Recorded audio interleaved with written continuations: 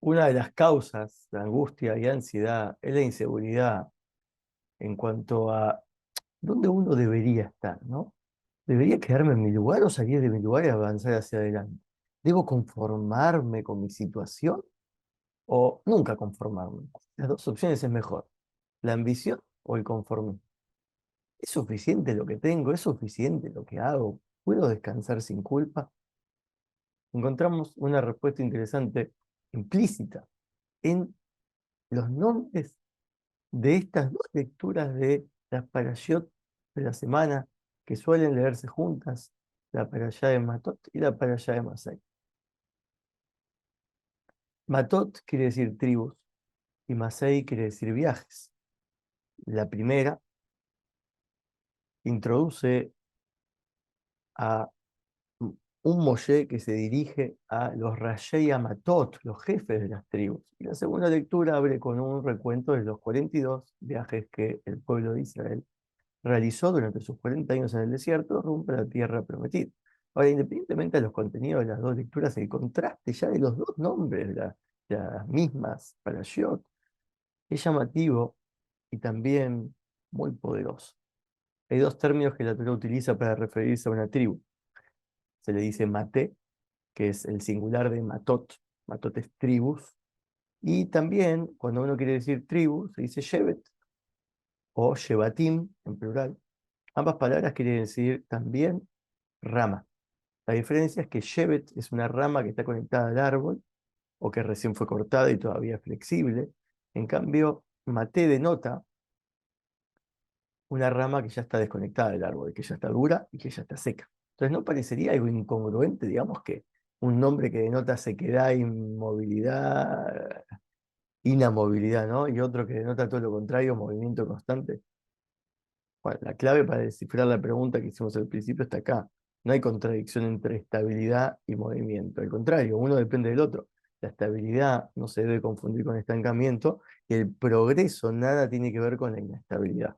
De hecho, la estabilidad permite el verdadero crecimiento, a diferencia del movimiento continuo y la indefinición, que eso ya no permite ni la estabilidad ni el crecimiento. Entonces, este aparente conflicto, entre comillas, surge muy a menudo cuando uno cree que debe elegir entre valores milenarios o valores cambiantes del mundo moderno. Muchos ven en esto un conflicto entre estancamiento y progreso. Si me aferro a las tradiciones del pasado, entonces me estanco, o si me adhiero a los códigos modernos del presente y futuro, eso es progreso. ¿Será tan así realmente? ¿Es así? Mantenernos fieles a nuestras tradiciones nos impide crecer, progresar y avanzar. En cambio, tengo que seguir la onda, lo popular, lo que el mundo me ofrece. Tengo que realmente desvincularme de mi pasado para ingresar al futuro. Entonces, el nombre compuesto de esta lectura nos da otra perspectiva, digamos. Las dos cosas se complementan y hasta son interdependientes. El verdadero progreso es justamente posible cuando y únicamente se tiene una base fuerte. El que no tiene una base fuerte no progresa, flota. Entonces, a lo mejor siente que se mueve, pero en realidad está estancado, solo que está flotando. Son las corrientes lo que lo lleva. Uno no toma decisión. Entonces tiene una sensación de movimiento, pero el resultado es lo que le pasa fuera de él, no lo que está dentro de él o que uno genera. Y eso es una de las leyes que existen para ilustrar mejor este concepto, que es que la carne de un animal, para que sea kosher o apto para el consumo, tiene que venir de determinadas especies, obviamente, y antes y después de sacrificarlo hay que asegurarse de que el animal esté sano. Ahora, ¿cómo determinamos si un animal está suficientemente sano o no? Bueno, uno de los criterios se aplica en el caso de un animal que cayó de una altura determinada.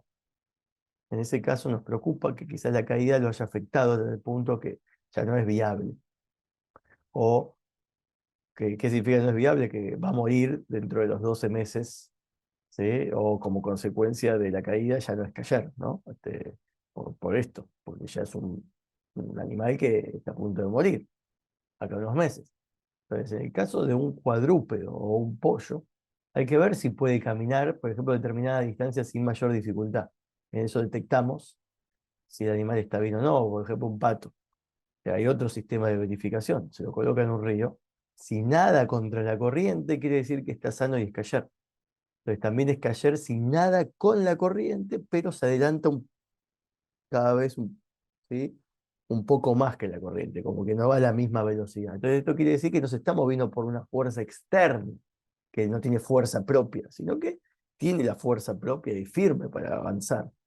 Y la verdadera señal de progreso es cuando uno puede avanzar sobre tierra firme, que es porque un movimiento por corrientes externas es un síntoma de inmovilidad y estancamiento personal. Entonces no es lo mismo estar cerrado, estar definido, tener las cosas claras, tener una definición clara de las cosas. Permite que uno escuche a otros sin miedo. Y que no tiene una postura definida, muy a menudo termina que dejándose influenciar por una postura, ¿sí? De otras personas que lo convenció, o se cierra como mecanismo de defensa ante la vulnerabilidad por el hecho de que está en duda y está indefinido en la vida, se cierra a tomar postura y compromiso ante las oportunidades que se le presentan. Y justamente hay mucha gente que se hace llamar pluralista, mente abierta, pero no está dispuesta a escuchar. Por ejemplo, de la Torá, de los preceptos, de dónde se originan, de por qué si es verdad y cómo es esto. Mucha gente cree que eso significa ser abierta cuando está súper cerrada. En cambio, una persona de repente ortodoxa, o parece ser una persona cuadrada, cerrada, no tiene ningún problema en escuchar y entender al otro, por más secular o no religioso o no espiritual que sea.